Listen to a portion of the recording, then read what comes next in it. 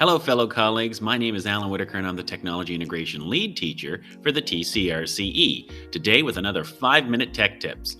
What we're looking at today is machine learning and artificial intelligence lessons that you can do in the classroom. If you think these videos are helpful, consider liking and sharing, but for right now, let's get to it.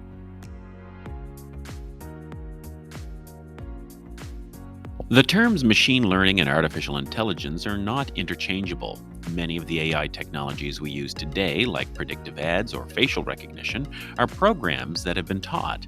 We feed these programs lots of data, and then based on the new data coming in, they make a prediction. Based on that prediction, the program then carries out an action. A great and easy way to understand what machine learning is to try out Google's Quick Draw from their AI Experiments Lab. To play the game, simply click on the Let's Draw button. The AI will then ask you to draw 6 random objects within 20 seconds each. While you are drawing the object, the AI will be trying to guess what it is you are drawing on the screen before the time runs out. This is a great game and entry lesson into the topic of machine learning with all grades from primary to 12. Once you're done playing the game a couple of times, you can head on over to the main screen and click on the world's largest doodling dataset.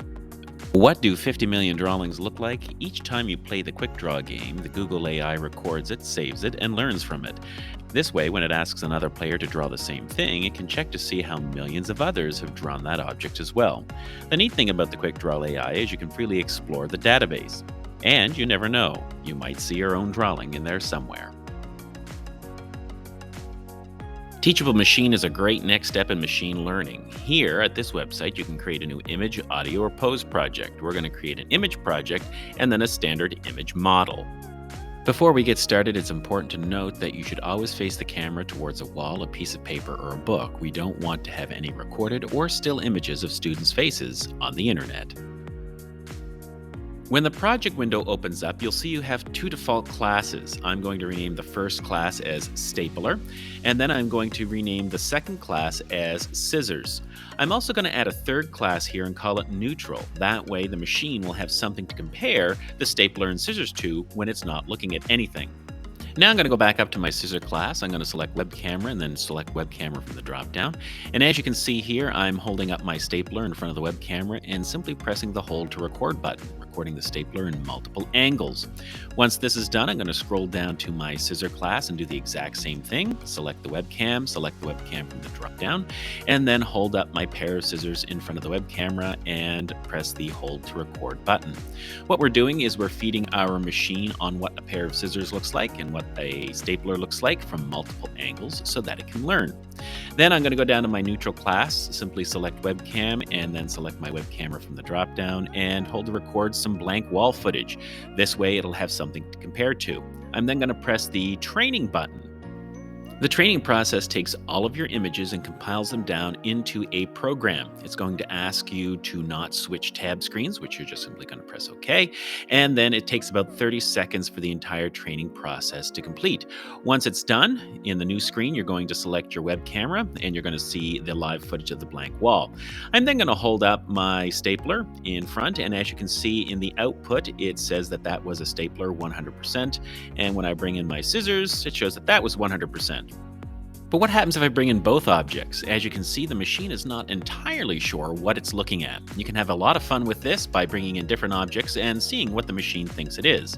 Next, we want to export our model, so you're simply going to go up to the Export Model button and press the Upload My Model button. What this is going to do is it's going to compile your model down into a shareable link that we can then bring into Scratch coding. Once the process is done, go ahead and copy the link and you're ready for the next step. The last app we're going to take a look at is PRG AI Blocks by Scratch Coding. The first thing we need to do is install the Teachable Machine extension. Click on the Add Extension button, and then the Teachable Machine extension should be at the top.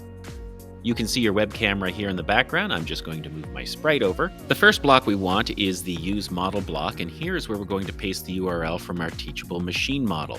Next, you're going to want to click on Events and pull in the When Green Flag is clicked and snap those 2 blocks together. You're also going to want to press on the green flag. This imports all of our data. Then click back on the Teachable Machine blocks and pull out a When Model is Detected block. Lastly, we want to go to the Look blocks and we want to use a Say Hello block. Now here, instead of hello, I want it to say stapler because in the When Model is Detected block, it says stapler. Next, I've right-clicked and I've hit duplicate and placed my duplicate code, and then I'm selecting scissors from the drop-down menu and writing scissors in the say block. I'm duplicating it one more time, and instead of scissors or stapler, I'm going to write nothing, and in the drop-down menu, I'm going to select neutral. This way, when the camera sees nothing, it'll say that it sees nothing. And as you can see here, I'm holding up my stapler, and it says stapler, and when I hold up my scissors, it says scissors. But what happens if I hold up another random object, like a pen?